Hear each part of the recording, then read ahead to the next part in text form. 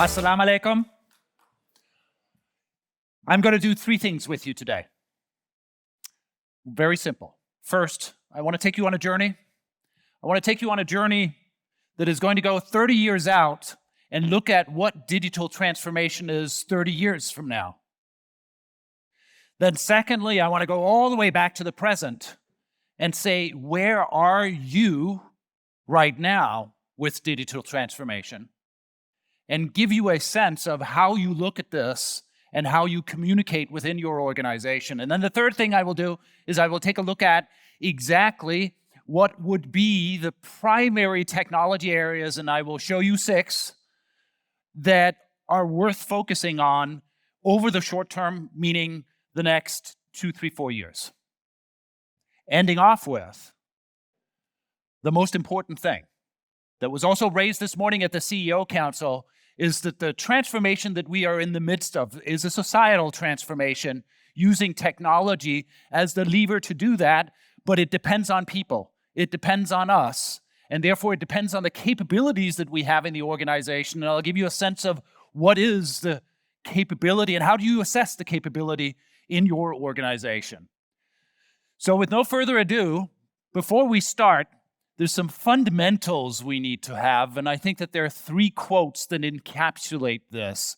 The first one over here is the one that talks about the fact that the world is becoming software. It's an old one from 2011 from Mark Andreessen, and that is still very correct. We are asymptotically moving to a world that is completely dominated by software, and that means the second one, which is really you, is we are all going to become software companies. Whether you're in the public sector or private sector, what you do is software. What you offer citizens and customers is software, and it defines the ethos, the culture, and who you are. And the third thing, equally important, is that the foundation of all of this is data. But just as oil, while it might have a financial value when it's in the ground, really has no usage value unless it gets refined in some portion. And in this case, data is our oil, but it needs refinement. It needs analytics and artificial intelligence, machine learning, and different capabilities that turn it into something which is valuable. And that is going to be the heart of your organization. Now, everything we do is based on what is happening around us. And there are a number of different things, and Michael has done an excellent job of portraying what they are because it impacts your job and role every day. But I think that there's 6 that not only are about today, because we sometimes see these as being, okay, this is the problem of today, we solve it and it goes away. These 6, whether it's the economic challenges that we have, whether it is supply chain related challenges that we have, if it's business model disruption, energy disruption, or the aspect of how energy is used in the future, electricity is one of the most important aspects of digital transformation, climate change disruption, and the future of work. These are not topics that we can make disappear over the course of the next couple of years.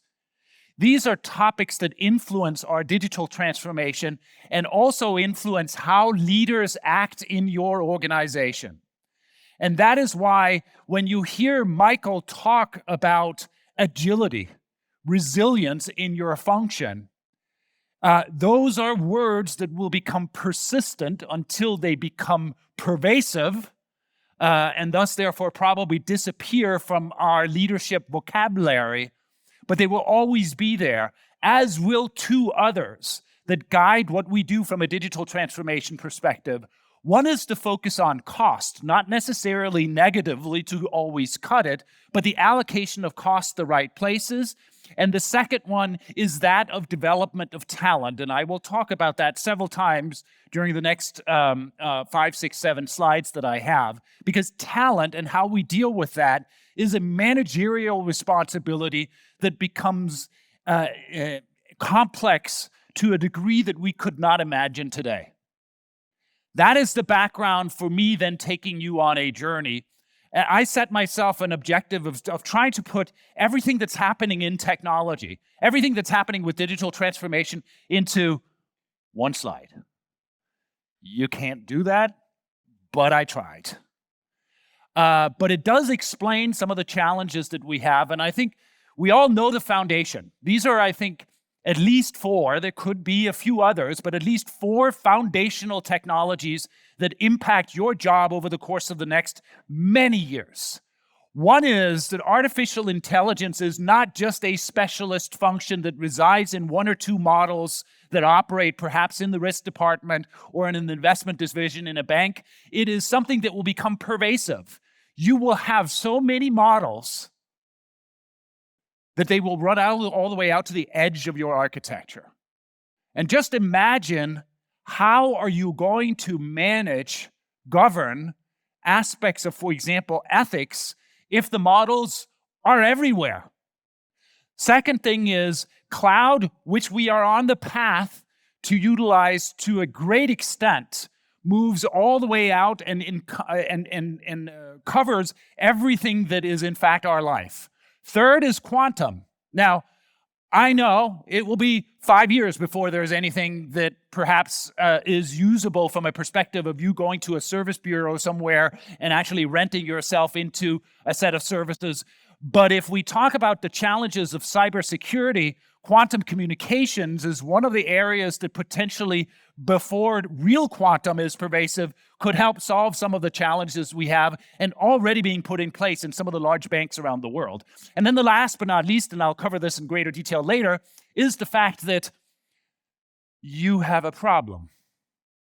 And that problem will exist forever, which is there is simply not enough people in the world that has the skill set that you need to actually develop the capability over the next many years. There are not enough data scientists, and even if the UAE government increases tenfold the education money spent on that, you will not have enough people for it. So we have to look at this problem another way, and I'll talk about that later because it has to actually be engaging everybody. Now, all of this is, of course, something that needs to be surrounded by ubiquitous security and unlimited bandwidth. That's the kind of technology environment that we would live in, and that technology environment feeds a data-based architecture, environment, ecosystem that defines what your organization is and its interactions with all other ecosystem partners. Now, on top of that, digitalization the next 30 years is really 3 things. One, it's digitalizing all products and services that humans produce, use, and have installed everywhere.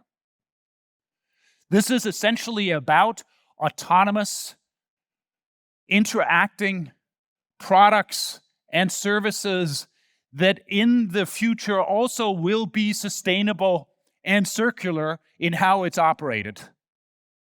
This means that everything you do, and therefore the requirement for your function, has to cover everything that's bought and everything that's sold, because therein lies more risk. As I said, AI will be pervasive in this. The second thing is that we will move towards a world that in essence has every process being digitalized. We will have the digital twin of your organizational structure that essentially allows you to model everything you do. These processes will be autonomous, they will be componentized, and they will interact with the ecosystem that you operate in. So digital products, digital processes, and then we miss one, ourselves. And we are on the path to create the digital versions of ourselves in 3D, in different formats, in different ways, that essentially, if we look at this chart, which is overly simplistic because it should actually be circular, because the digital human should in some stage interface with the digital products and services. That's the world you are defining. That is why digital is becoming invisible but indispensable. And that is why we then need to go and look at how do we actually address this world today? How do we talk about it? Because this is really about people, organizations, products, and services. And I believe we can do this simply. We can do this simply in terms of saying, there has got to be a way in which we, in every one of your organizations, describe our organizations from a maturity perspective. Far too often, the last 20 years in digital transformation, has the discussion been about a binary situation. It is either you're not or you are. The world is never like that. The world is an evolving world of increased maturity. And I believe at the bottom is where we have been. This is putting in the basic infrastructures also for the GPRC oriented environments. It's the basic infrastructures of ERP systems. We then ultimately started in generation 2 to build a little bit more on top of it, but it was actually still primarily internally focused with a little bit of focus on perhaps a few new products.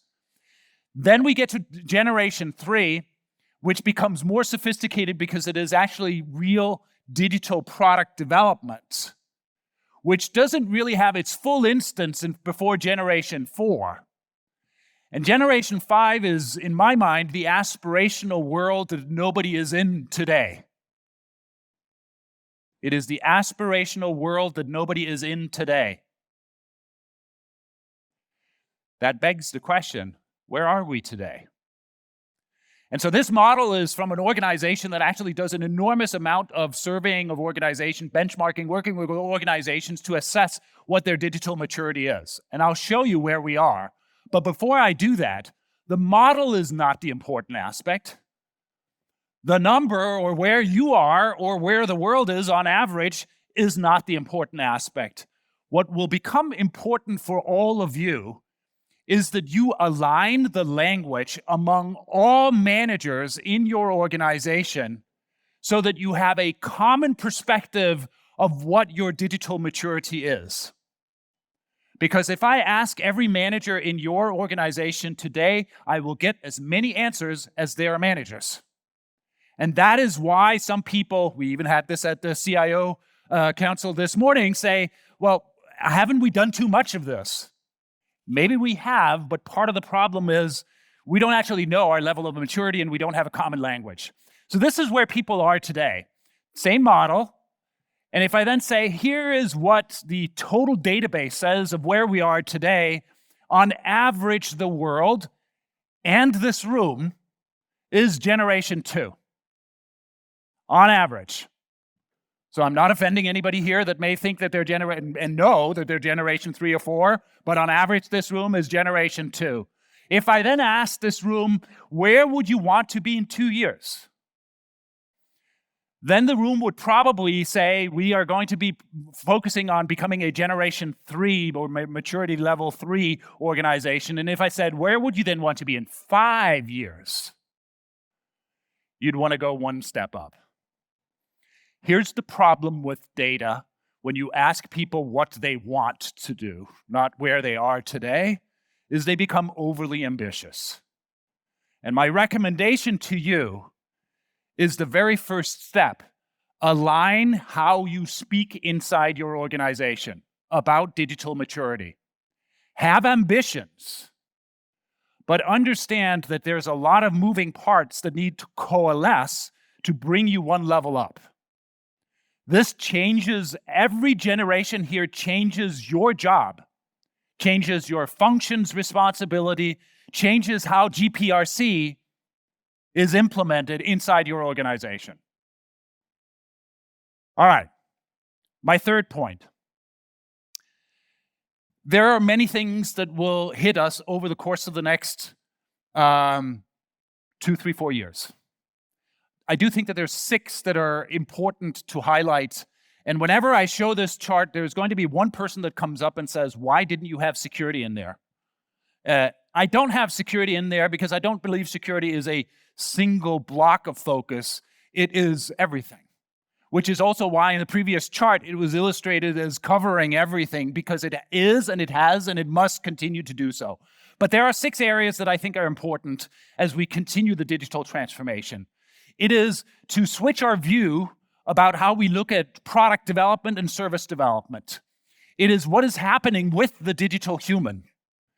It is, thirdly, the fact that we cannot solve the issue of development by just adding more developers, and technology will in fact lead us to not needing that. And I'll talk about something that I call digital moments of truth, because this is where we're going with development. Then, of course, you can't have anything here when you don't talk about data AI. We won't spend much time on it, but we do need to highlight the fact that this is, in fact, one of the 6 areas. As we have talked about throughout this morning, the componentized digital twin organization, the ability to produce a version of your organization in a digital manner, mapping out processes and interactions and people and integration with the ecosystem becomes important. And then last but not least, which is where I want to end, is on the fact that none of this happens. None of this happens unless we have people with us. And that means focusing on the organizational structure, skills, and leadership capabilities, and I'll talk a little bit about that. So let's go to the first one. And obviously, we don't have time to go into detail on each of these. Today, most of our products that we develop and services on the governmental side start with an existing physical or existing instance of a process, and we tend to add capabilities to it that are digital.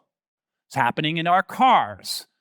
Just to take something that we all can appreciate, is the car obviously is a physical instance, and we've added technology to it. We didn't actually start with saying, let's develop the whole software ecosystem first around the car and then actually produce the physical instance of it, because I bet you that the car would look completely different.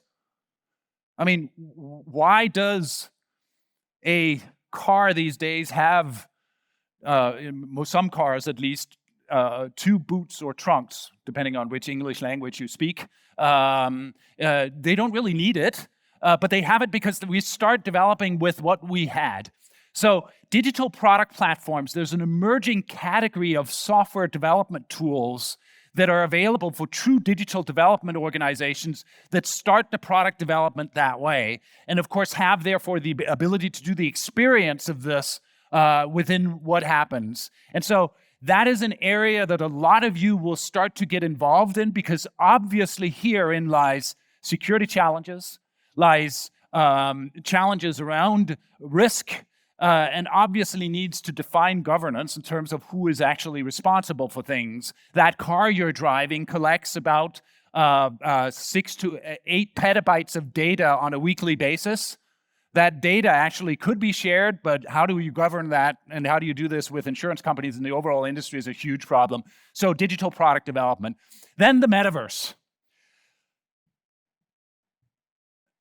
I'm going to say it anyway, because maybe it's you really cannot criticize people that are not in the room, so they can't defend themselves. But I'm going to. I don't like Mark Zuckerberg.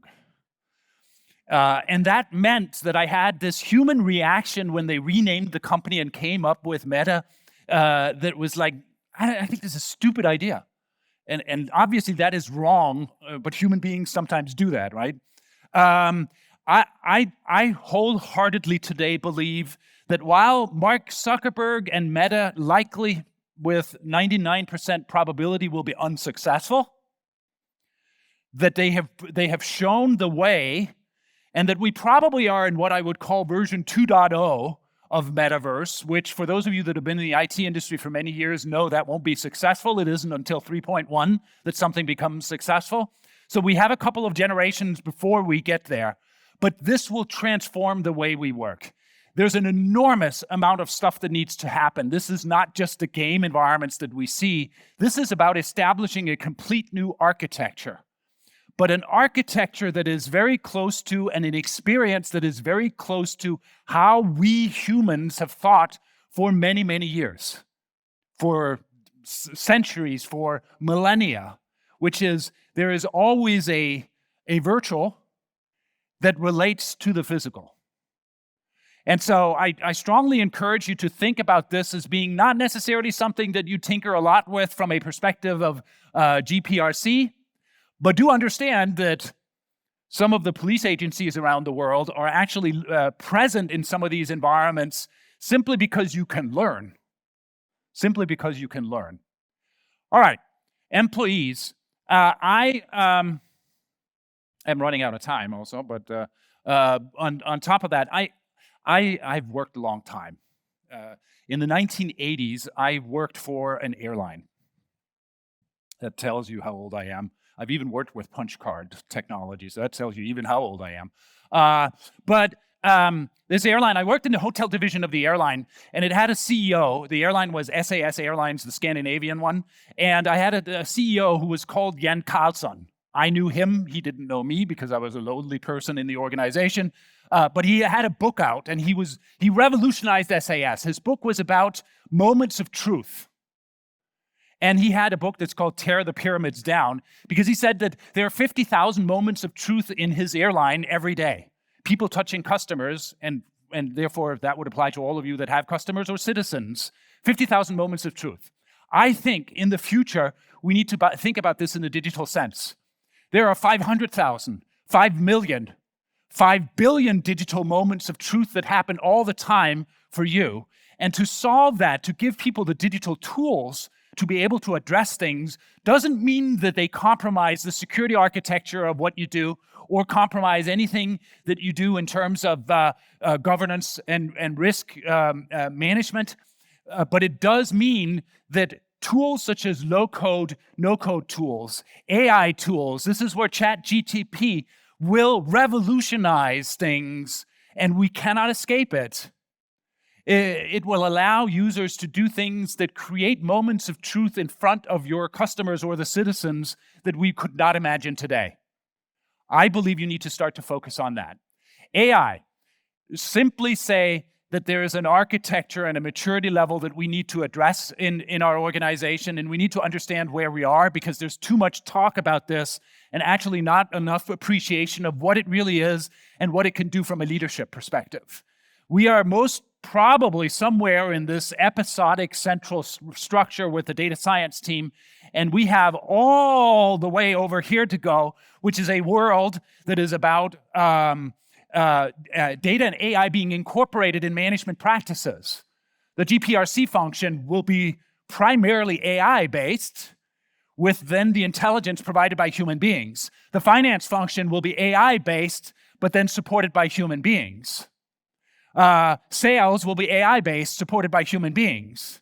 In fact, half of your employees will very likely, over 10, 15 years, become digital employees. So we have to start to look at, do we have the leadership and management capability to understand this? And if not, what are we doing to develop that? The digital twin organization I've talked about, and I also know that Tor Inge will cover this in detail, so I'm not going to cover that, which means I can just get to the last one, which is leadership skills. It's a huge topic. It's about the culture. And I have one recommendation on this topic. That recommendation is that you need to have an appreciation of what are the capabilities that you have today, and what are the capabilities that you need to have tomorrow. I work with a lady who has written a number of books on this. She's a professor, and she's introduced this model. It's called 10+3 digital capabilities. The reason most of you would say, why don't you just say 13? In some countries around the world, the number 13 is unlucky, so that's not so good to use. That's why it's called 10+3. But it has 4 pillars to it. It has capabilities that are about strategy that all leaders and managers, not just in your function, across your organization need to have. Things like being digitally visionary, being able to talk about something that doesn't exist today. This is where things like storytelling becomes important. You need to tell stories about things that don't exist. Technology, obviously having technology foresight. What does machine learning models mean for my business unit? What can I do, and what are the risks I need to manage for this? Organization. We need to understand how we are ambidextrous. We need to understand how we deal with the fact that we both have to operate stable, but also innovative and agile. A former colleague of mine in Gartner had a phenomenal analogy for this. a lady called Mary Masalio. She always talked about the fact that every manager needs to be a samurai. Samurais are tradition, structure, which we need to have in every organization, but they also need to be a ninja, flexibility, agility, and what have you. And that needs to be in all of us. And then, of course, the aspect of different leadership capabilities, and I will highlight here multiplicity leadership, because multiplicity leadership is what we start to see with ESG. Because today, people in many organizations and managers know how to manage a budget, know how to manage a P&L. But ESG and sustainability is another form of P&L to manage. So we need to be able to be capable of flexing from both. And there are others that one would need to manage from a perspective of that. And so let me show you where people are today. Same company that does the benchmarking of this scale from 1 to 7, 7 equal good. You can see that on all of these different capabilities, we're not great, we're okay on average. My recommendation to you is find the 2 or 3 that are most transformational for your business now and look at what you can do with those in terms of making sure that all managers improve their capabilities so that the organizational capability is lifted. With that, 3 things I left you with. A view of the future. Digital never ends. 2, focus on what your maturity is today and create a common language. And 3, understand that there are 6 areas that are important to deal with. One of them certainly is people and the capabilities for transformation for your function, for your organization over the next many years. And with that, Jesse, may the digital force be with you in whatever you do.